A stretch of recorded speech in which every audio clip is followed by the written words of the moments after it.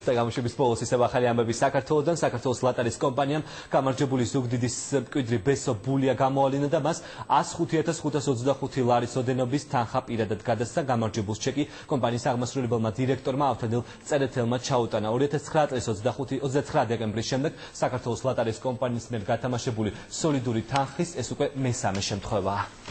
Am mkhonda ეს 20 ლარის ნაკიდი ეს ლოტარიის ბილეთი და რასაც ქვია ორი ბოლო მანეთი რო იყო აი ეს 1-2 ლარიანი და მას კი ამასაც ვიყიდი რა ბოლო და ზუსტად იმ ბილეთმა მოიგო და 100,000 მოვიგეო და სახტად დავრჩი და მე ვთხარი კაი ბიჭო შენ არ გაგისკდეს გული მეთქი მე კი არ იმასკენი ჩემი თავი ეს ისე იყო აღელვებული კაი დედა კაი რა მოხდა მეთქი მე თუ მოიგე ყავს გამარჯვებული რომელმაც გაიმარჯვა ჩვენს ლოტოს გათამაშებაში და მოიგო ყველაზე დიდი თანხა ჯერ მთელს ისტორიაში ჩვენ თამაში სულ ორი თვე რაც ვათამაშებთ 105,525 ლარი ძალიან გვიხარია ლიდერი გახდა უკვე სამეგრელო მანამდე იყო თელავი მანამდე იყო ფერმოკარტლი